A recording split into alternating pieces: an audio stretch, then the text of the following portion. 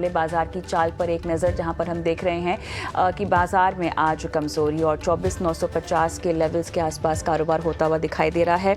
इतना ही नहीं, bank Nifty अगर आप देखें तो ऊपर से फिसलता हुआ लगभग 150 अंक यहां पर दिखाई दे रहा है। यहां पर फाइनेंशियल शेयरों की तेज़ी की अगर हम बात करें तो उसमें HDFC AMC का नाम शामिल है, जो लगभग 6% भागता हुआ दिखाई दे रहा है। इतना ही नहीं, ऑटो शेयरों की रफ्तार में थोड़ा सा दबाव और ब्रेक। M&M खासतौर से अगर आप देखें तो 3% यहाँ पर टूटता हुआ टॉप लूजर्स की सूची में निफ्टी के बना हुआ है। फार्मा शेयरों में भी आज के सत्र में दबाव क्लियरली दिखाई दे रहा है। जाइडस लाइफ 4% टूटता हुआ। ल्यूपिन में भी हम देख रहे हैं कि आज के सत्र में दबाव के साथ ही कारोबार हो रहा है। मार्केट ब्रेथ हालांकि एडवांसेस अगर आप देखें तो 1189 है और 1374 डिक्लाइंस यहाँ दिखाई दे रहे हैं। और इस वक्त के अगर हम निफ्टी के टॉप गेनर्स देखें जो कि बाजार की बढ़त में शामिल हैं, उनमें HDFC लाइफ लगभग 2% ऊपर, doctor Reddy's 2%, HDFC bank, Grasim, Bharti Airtel में लगभग 1.5 से आधे % तक की तेजी के साथ कारोबार हो रहा है। लूजर्स में ट्रेंड 3.5% टूटा हुआ, M&M 3% टूटा हुआ, हीरो मोटो, टाइटन, JSW स्टील, नेस्ले लगभग 1.25 से 1.5% की कमजोरी के साथ कारोबार करते हुए दिखाई दे रहे हैं। लेकिन चलिए, यहाँ पर इस घंटे बाजार में सेक्टर स्पेसिफिक एक्शन कहाँ पर है, कौन कौन से वॉल्यूम बजर्स हैं, कौन कौन से ऐसे स्टॉक्स हैं जो खबरों के चलते एक्शन में हैं। अंश भिलवार मेरे सहयोगी जुड़ गए हैं तमाम डिटेल्स के साथ। अंश, बताइएगा, बाजार में मुनाफा वसूली का सेशन, सेंसेक्स लगभग 350 अंक नीचे और निफ्टी भी हम देख रहे हैं 100 अंक से ज़्यादा की कमजोरी फिलहाल दिखा रहा है।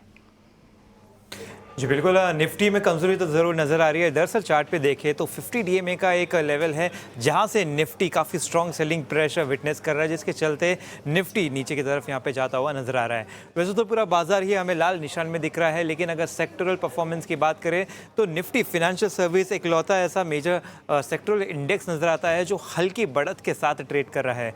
दरअसल आज इस इंडेक्स की पहली वीकली एक्सपायरी नहीं है, जो नया एक्सपायरी का कॉन्ट्रैक्ट चालू है उसका आज पहला दिन है, जिसके चलते इसमें आज काफ़ी इंटरेस्ट नज़र आ रहा है ऑप्शन ट्रेडर्स का।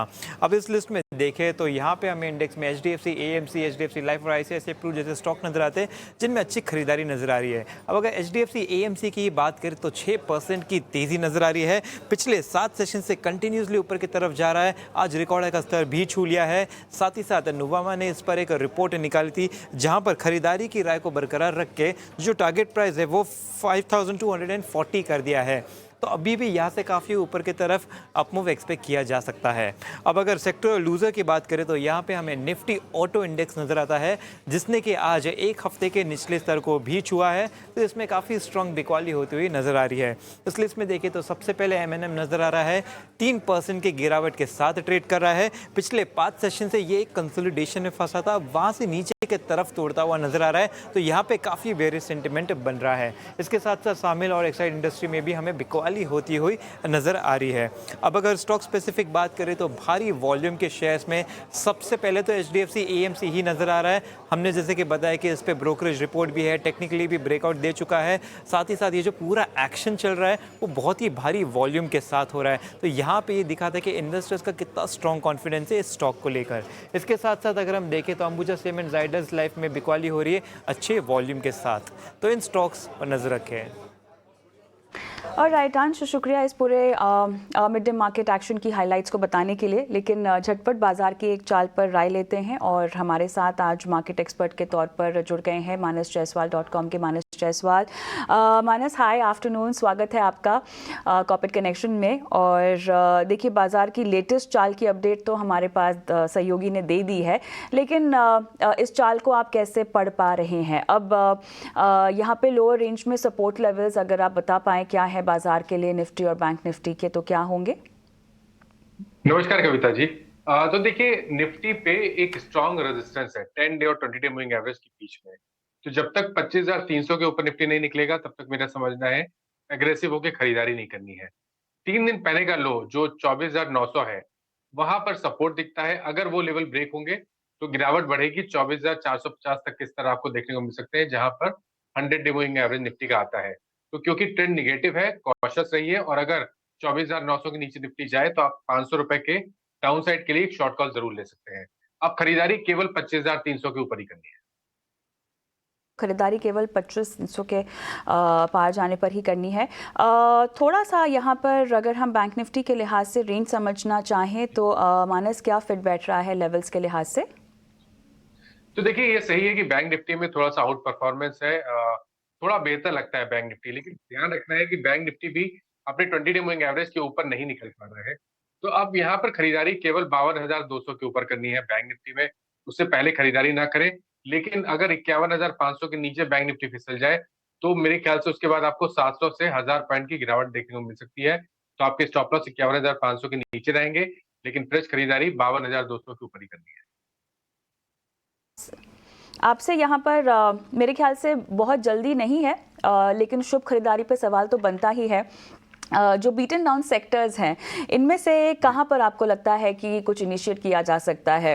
त्योहारी माहौल और दिवाली से पहले को लेकर पहले थोड़ा सा अगर मैं ख़रीदारी के रुझान की बात करूं तो फार्मा को अगर हम देखें, ऑटो को अगर हम देखें, तो क्या आपको पसंद आ रहा है जहां पर फ़िलहाल कीमतें रीज़नेबल है और इनिशिएट करने का सही मौका भी है? देखिए, जहां पर स्टॉक करेक्ट हुए हैं और अपने 200 डे मूविंग एवरेज के आसपास आए हैं, उन सब स्टॉक पे नजर रखनी चाहिए और वहां पर अगर आपको रिवर्सल के साइन देखने को मिले तो वहां पर खरीदारी करनी चाहिए। 2-3 एग्जांपल मैं देता हूं। पहला गोदरेज सीपी, यहां पर ध्यान दीजिए, स्टॉक करेक्ट हो चुका है, पूरा एफएमसीजी करेक्ट हुआ है। गोदरेज सीपी ने 200 डे मूविंग एवरेज पे सपोर्ट लेके कंफर्मेशन दिया हायर टॉप्स हायर बॉटम्स का। आई थिंक ये एक बाउंस बैक प्ले हो सकता है। करंट लेवल्स पे 1330 के स्टॉप लॉस खरीदारी करनी चाहिए, 1420 तक के टारगेट्स पॉसिबल है। और दूसरा, जितने रक्षा क्षेत्र के स्टॉक है, चाहे वो एचएएल हो, बीएल हो या अगर हम कैश स्टॉक की बात कर लें तो गार्डन रीच हो, यहाँ पर सब में ये सब ने स्टॉक के 200 डे मूविंग एवरेज टेस्ट किए हैं। मेरे ख्याल से यहाँ पर भी एक बाउंस बैक बनता है। अगर एक ट्रेड लेना होगा तो वो एचएएल होगा। करंट लेवल्स पे 4550 के स्टॉप लॉस खरीदारी करनी चाहिए, 4850 के टारगेट के लिए। बैंक ऑफ महाराष्ट्र की मैनेजमेंट की बातचीत आपने सुनी, आपकी प्रतिक्रिया नंबर्स पर? देखिए, अगर हम चार्ट्स पे देखें तो जो ट्रेंड है वो नेगेटिव लगता है महाराष्ट्र बैंक का। Lower top lower bottom charts पे क्लियरली दिख रहे हैं। मेरे ख्याल से अगर खरीदारी करनी भी है तो यहाँ पर जब तक 64 के ऊपर स्टॉक ना निकले, यहाँ पर खरीदारी नहीं करनी चाहिए। इम्पॉर्टेंट मूविंग एवरेज के नीचे ट्रेड कर रहा है स्टॉक, थोड़ा कॉशियस रहना चाहिए। और अगर 52 के नीचे जाएगा तो कम से कम 44 तक के भाव आपको स्टॉक दिखा सकता है।